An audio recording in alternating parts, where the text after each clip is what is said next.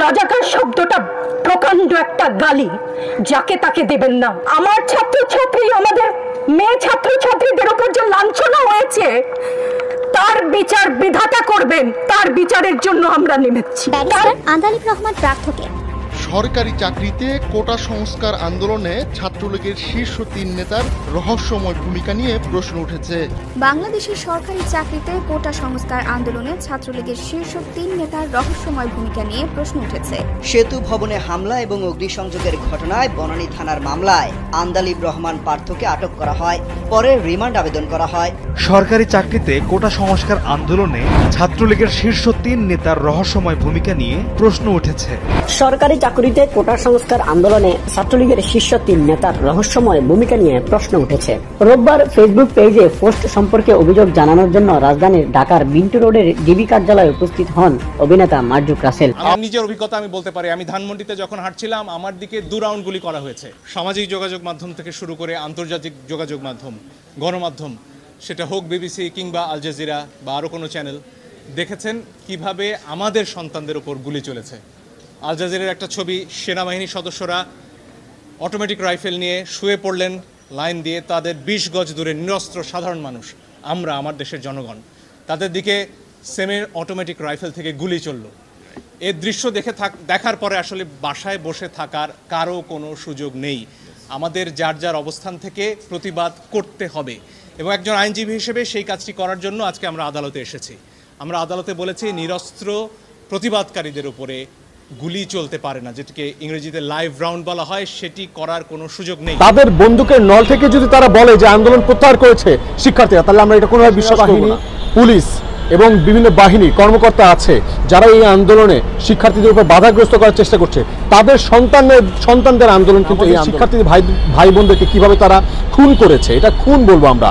কিভাবে প্রায় 1500 শিক্ষার্থী নিহতের ঘটনা রাতারাতি এক রাতের মধ্যে 266 জন হয়ে যায়। যে সমন্বয়ক নাহিদুল ইসলাম ভাই, রাজাকার শব্দটা প্রকাণ্ড একটা গালি, যাকে তাকে দেবেন না। আমার ছাত্রছাত্রী, আমাদের মেয়ে ছাত্রছাত্রীদের উপর যে লাঞ্ছনা হয়েছে তার বিচার বিধাতা করবেন, তার বিচারের জন্য আমরা নেমেছি। তার কাছে বিচার চাবো। কোথায় বিচার চাবো? আমরা ঘৃণা জানাই। আমার কথা আমি বলতে পারবো না, আপনি তুলে নিয়ে যাবেন।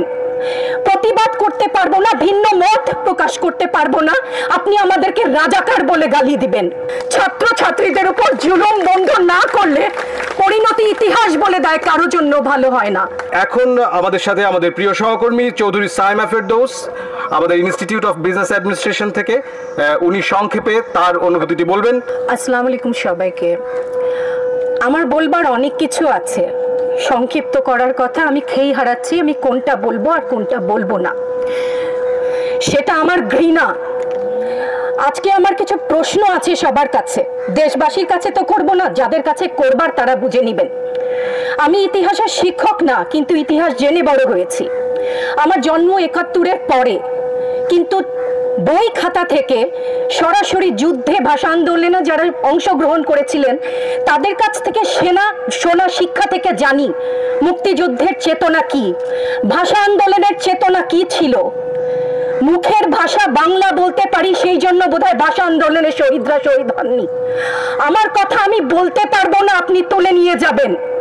প্রতিবাদ করতে পারবো না, ভিন্ন মত প্রকাশ করতে পারবো না, আপনি আমাদেরকে রাজাকার বলে গালি দিবেন। রাজাকার শব্দটা প্রকাণ্ড একটা গালি, যাকে তাকে দেবেন না। আমি অনুরোধ করছি না, আপনাদেরকে বলে দিচ্ছি। ছাত্রদের কথায় আমি কিছুটা পরে আসছি, সেখানে আমাদের সহকর্মীরা যারা বলেছেন সেখানে আমি পূর্ণ একমত। আমাকে একটু বলে দেবেন আপনারা, মুক্তিযুদ্ধের চেতনা কি ছিল দেশের হয়ে? আপনারা বলবেন যে যারা শুধুমাত্র আমার বাবা মুক্তিযোদ্ধা ছিলেন তাই আমার অধিকার প্রাপ্য অনেক কিছু, সেখানে পূর্ণ সহমত। কিন্তু এর পরবর্তী কাল থেকে আজ পর্যন্ত যে সমস্ত মানুষ দেশের বিভিন্ন জায়গায় বিভিন্ন ক্ষেত্রে নিজের স্বার্থ বলিদান দিয়ে দেশের জন্য কাজ করে যাচ্ছে, সৎপথে উপার্জন করছে, টেবিলের তল থেকে 10 লাখ 5 লাখ টাকার কোটি টাকা তো বাদই দিলাম না, সেই সমস্ত লোক সম্বরণ করছেন, তাদের মুক্তিযোদ্ধার চেতনা কি কিছু অংশে কম? সেই প্রতিবাদ করলে আপনি আমাদেরকে বলবেন রাজাকার। রাজাকারের বাচ্চা এটা প্রকাণ্ড গালি যত্রতত্র দেবেন না। আর আমার ছাত্র ছাত্রীদের গায়ে গুলি কেন? আমি এখানে কেন দাঁড়িয়েছি, কেন আজকে কথা বলছি? কারণ আমি মানুষ, আমি শিক্ষিত একজন মানুষ, আপাদমস্তক ভাবে যাকে শিক্ষা বলেন। সেখানে আমি জানি মুক্তিযোদ্ধার চেতনা যদি কিছু আমার ভেতরে বিদ্যমান থাকে, আমি জানি অন্যায়ের প্রতিবাদ করতে হবে। বিচার চাই না বলেছেন, আমিও একমত। কার কাছে বিচার চাবো, কোথায় বিচার চাবো? আমরা ঘৃণা জানাই। আমার ছাত্রদের গায়ে আমি সারা রাত ঘুমাতে পারি না, তাই এসছি যে আজকে যদি কিছু বলে যাই এক পলক ঘুমাতে পারি। যেই বাবা মার বুকটা খালি হয়ে গেছে, তাদের ঘরে কি চলে, কোথায় আছে তারা, কিভাবে আছে? আমার ছাত্রছাত্রী, আমাদের মেয়ে ছাত্রছাত্রীদের উপর যে লাঞ্ছনা হয়েছে, তার বিচার বিধাতা করবেন। তার বিচারের জন্য আমরা নেমেছি। আপনারা আমাদের মুখ বন্ধ করতে পারবেন না। মুক্তিযুদ্ধের চেতনা থেকে জানি, আমরা জন্মেছি একবার, মরবো একবার। আমার নিজের অভিজ্ঞতা আমি বলতে পারি, আমি ধানমন্ডিতে যখন হাঁটছিলাম আমার দিকে 2 রাউন্ড গুলি করা হয়েছে। সামাজিক যোগাযোগ মাধ্যম থেকে শুরু করে আন্তর্জাতিক যোগাযোগ মাধ্যম, গণমাধ্যম, সেটা হোক বিবিসি কিংবা আল জাজিরা বা আরও কোনো চ্যানেল, দেখেছেন কিভাবে আমাদের সন্তানদের উপর গুলি চলেছে। আল জাজিরার একটা ছবি, সেনাবাহিনীর সদস্যরা অটোমেটিক রাইফেল নিয়ে শুয়ে পড়লেন লাইন দিয়ে, তাদের 20 গজ দূরে নিরস্ত্র সাধারণ মানুষ, আমরা, আমার দেশের জনগণ, তাদের দিকে সেমি অটোমেটিক রাইফেল থেকে গুলি চলল। এই দৃশ্য দেখার পরে আসলে বাসায় বসে থাকার কারো কোনো সুযোগ নেই।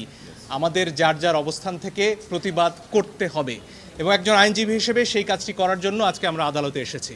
আমরা আদালতে বলেছি নিরস্ত্র প্রতিবাদকারীদের উপরে গুলি চলতে পারে না, যেটিকে ইংরেজিতে লাইভ রাউন্ড বলা হয়, সেটি করার কোনো সুযোগ নেই। আর অনেক ভিডিও আপনারা দেখেছেন, একটি কিশোর 4 তলা একটা নির্মাণাধীন ভবন থেকে সে ঝুলে রয়েছে, তার কিচ্ছু করার উপায় নেই, ওই অবস্থায় তার উপর গুলি চলেছে অনেকবার। আপনারা দেখেছেন রিয়া গোপ তার বাবার কোলে গুলিবিদ্ধ হয়েছে। আরেক শিশু, সে তার চোখ দিয়ে গুলি ঢুকেছে, মাথার পেছন দিক দিয়ে বেরিয়ে গেছে। জিজ্ঞেস করুন সে কোথায় ছিল? তার বাসায়, ঘরের ভেতর, জানালা দিয়ে বাইরে তাকিয়েছিল। এই তার অপরাধ। এই জন্য আমরা স্পষ্টভাবে বলেছি, যারা আন্দোলনকারী তাদের উপরে লাইভ রাউন্ড অর্থাৎ গুলি ছোড়া চলবে না। আপনারা প্রয়োজনে টিয়ার শেল ছুড়ুন, লাঠিচার্জ করুন, রাবার বুলেটও ছুড়ুন, তাতেও বহু মানুষ অন্ধ হয়েছে হয়তো, সে খবর আপনারা দেখেছেন।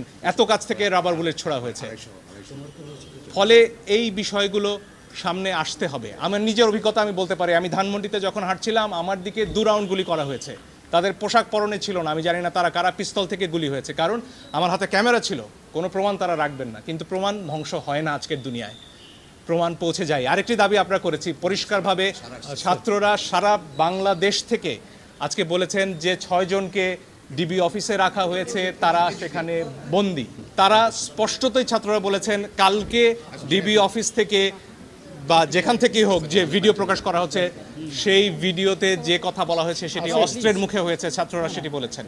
এবং এই ধরনের আন্দোলন প্রত্যাহারের দাবি ছাত্ররা মানেন না, তারা সেটি বলেছেন।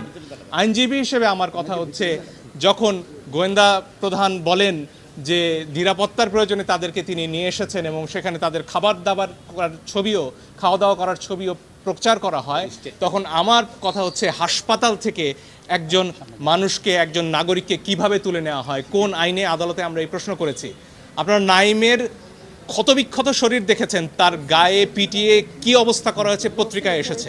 আমি জানি অনেক ইলেকট্রনিক গণমাধ্যম দেখাতে পারেননি সেটি, কিন্তু পত্রিকায় সে ছবি আমরা দেখেছি। সেই নাহিদ